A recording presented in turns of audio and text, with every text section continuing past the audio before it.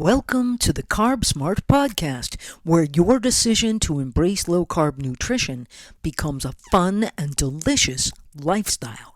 I'm your host, Dana Carpenter, here to guide you through the ins and outs of everything low-carb. Remember the old nursery rhyme about how Jack Sprat could eat no fat, his wife could eat no lean? While the historical roots of that rhyme are misty, it does suggest that people are metabolically different, something that apparently has been recognized for a long time. So let's talk about it. Like, subscribe, and hit that notification bell because you don't want to miss a single episode. The dumbest weight loss advice I have ever heard was, just find a thin person and eat what they're eating. When I was a kid, maybe 8 or 9, there was a girl in my grade named Gail.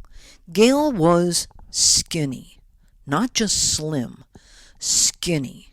She got as much razzing for being so skinny as I did for being chubby. Lots of jokes about how if you could just melt us down and stir us together, we'd both come out the right size. Can you hear me rolling my eyes? Gail just couldn't gain weight. It wasn't in her physiology. So far as I could see, Gail ate just like any other kid. She wasn't turning down cookies or avoiding the ice cream truck. Her body just burned it off at a great rate. In the 1980s, I had a boyfriend named Tom. Tom was 6'7" and weighed 150 pounds. For those of you in the civilized world, that's 200.7 centimeters and 68 kilos. Tom was very tall and very thin. Yes, skinny. We were once out shopping for jeans for him when a strange woman took advantage of his being in the dressing room to come over and whisper, "How can you be with someone like that? I'd hate him for being able to eat all the time." Charming. But Tom could eat all the time. Indeed, he needed to eat all the time. I used to think he'd gotten a shrew gene patched in somehow and had to eat his own body weight every 12 hours or starve.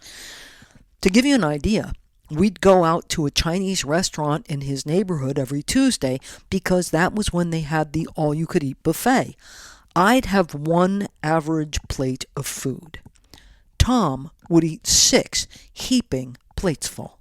When we got back to his place, he'd eat an entire pint of Haagen-Dazs. I wasn't eating that stuff. It was full of sugar, and anyway, it would make me fat. An hour later, Tom would be saying, "Do you think we should order a pizza?" He never gained an ounce. He couldn't. Sadly, Tom died a couple of years back. Last I saw Tom was during the 2020 campaign season when I was going door to door getting out the vote and just happened to be assigned to his neighborhood. He was in his late 50s, and if he gained 5 pounds since the 80s, I'd be surprised. Still a rail.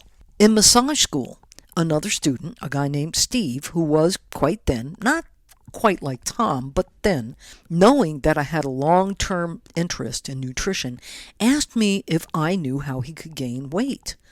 I told him honestly that in my experience, it was harder for the genetically thin to gain weight than it was for the genetically fat to lose it.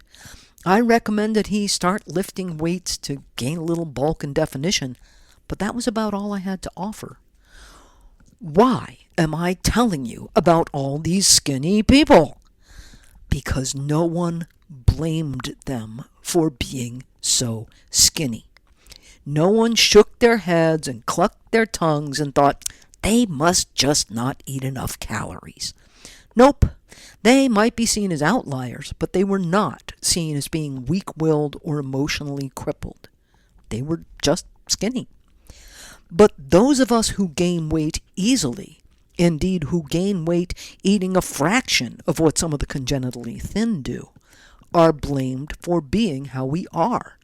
It's a character flaw. We could fix it if we just tried. Between the ages of 19, when I quit sugar and white flour, and 36, when I went low carb, I was your standard health food type. Healthy whole grains, fruits and vegetables, some poultry, water-packed tuna, and lightly breaded fish fillets. I got lots of exercise, especially power walking while pumping 5-pound weights. I was young and fit, yet I fought to keep down to a size 12.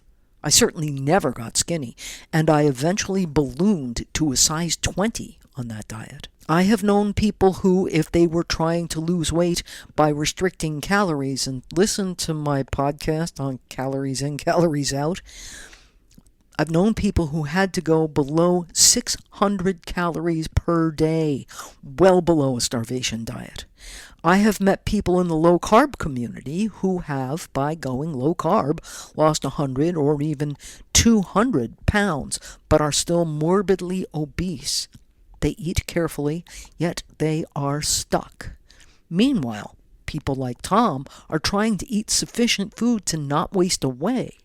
I will insert here that in the past few decades there has been an increase in the assumption that women who are naturally skinny must have eating disorders.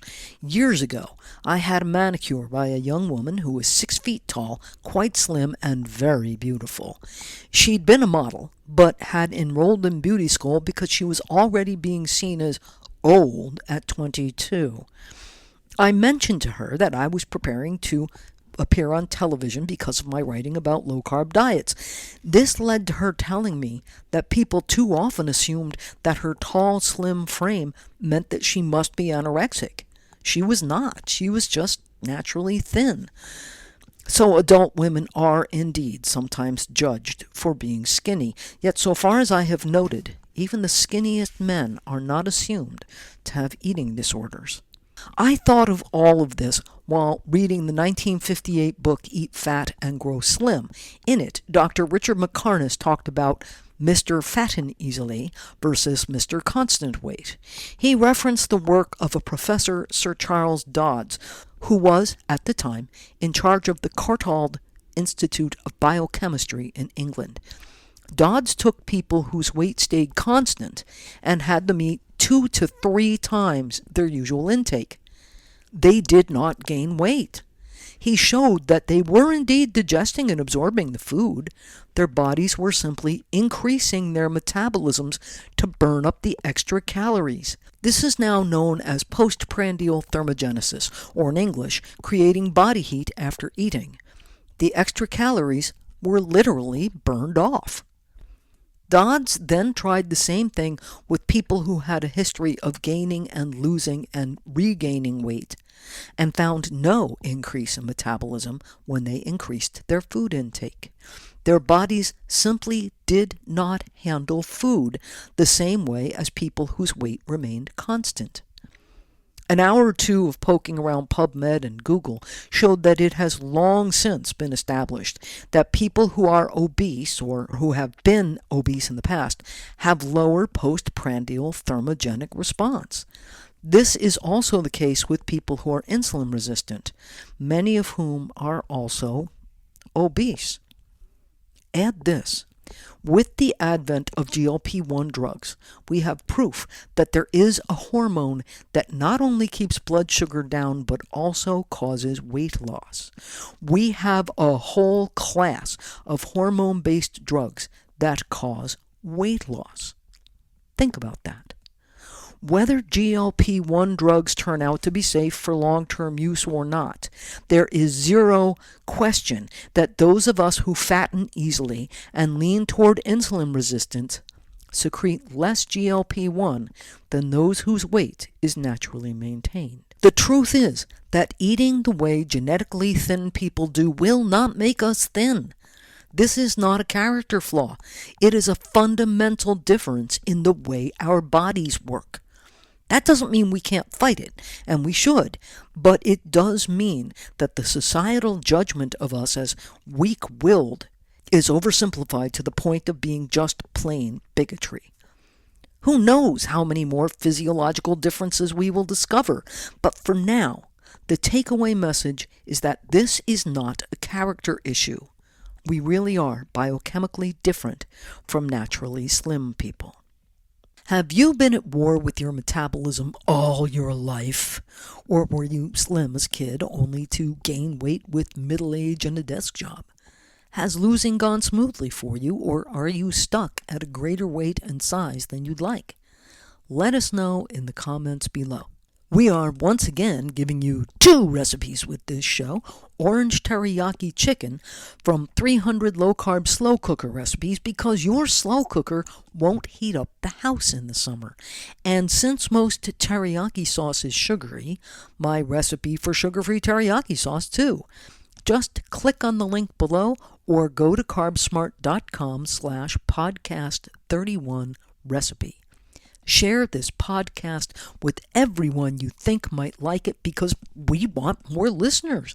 And don't forget to like, subscribe, and hit that notification bell, because you don't want to miss a single episode. Until next time, stay low carb, happy, and healthy.